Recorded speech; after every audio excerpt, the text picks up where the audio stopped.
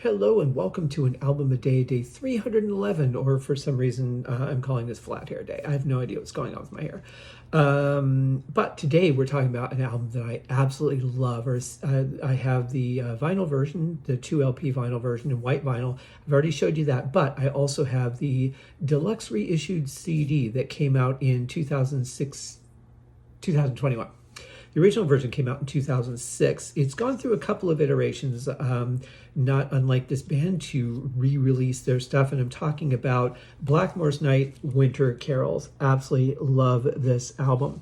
This is one of those albums, I know that there are people who hate Christmas music. That's fine. There's nothing wrong with that. There are people that are very strict about what window of time they listen to Christmas music. I will not listen to it until Thanksgiving, and as soon as December 25th is done, it goes away, or maybe they'll keep it on through New Year's or whatever. And that's fine. For me, I could listen to it anytime. It's not uncommon for me to have it be July and 118 degrees outside and go, you know what? I want to hear a Christmas song.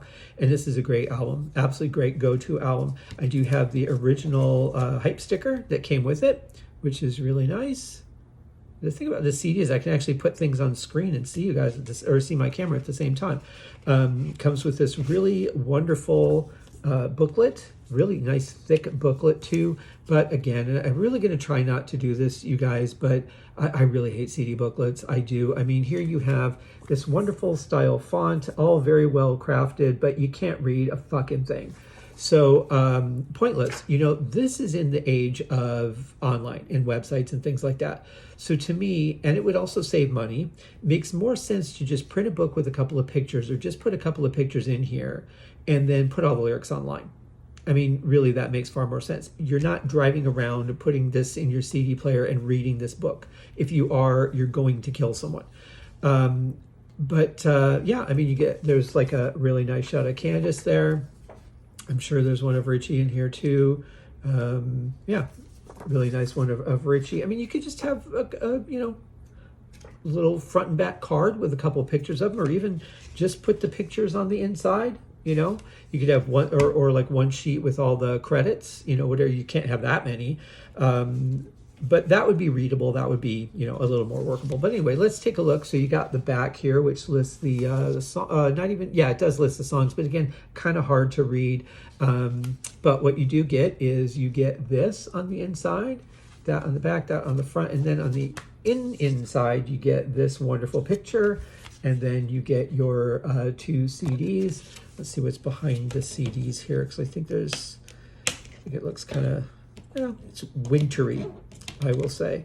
Not a lot decoration-wise. They actually kind of left that a little bit bare behind there, but you know, you get the winter trees with the sun going down. I'm assuming it's sundown. I like that color. I love that time of day. But that's basically the same thing that's on the back. So just a bit of an extension of that picture. But I love that. You know, I would love to have that in my backyard as my atmosphere, as my computer background, which I almost never see, which is kind of a shame.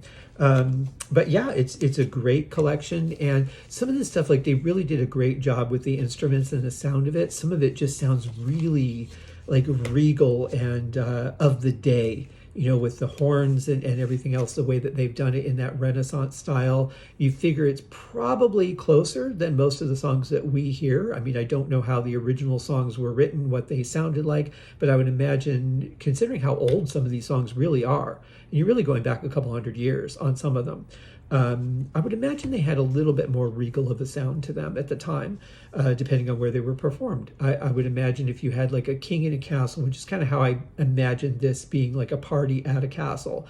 You know, you've got the 2 guys with the long trumpets, and they're just blasting away, and it just really has an amazing feel to it overall. But you also get, songs that are a little bit more modern. And but you get some classics like Silent Night, Oh Christmas Tree, some really, really good stuff on here. I think this one, they did take one of the songs that they had done like multiple versions. There was like a version in English and then a version in German and then one that was half English, half German. I think they just edited, you know, they had the one music track and then they did 2 vocal tracks.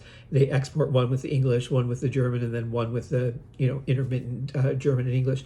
really, really well done. But it had like one of the versions had like obviously a drum machine. And it's just so weird to think about Richie playing with a drum machine instead of like, because he's played with some incredible drummers. I mean, Ian Pace, Cozy Powell, really hard to think about Richie playing with a drum machine. But if you can get past that, it's actually kind of cool. The part they wrote for it is actually really cool. Just weird to hear him with those kind of electronics.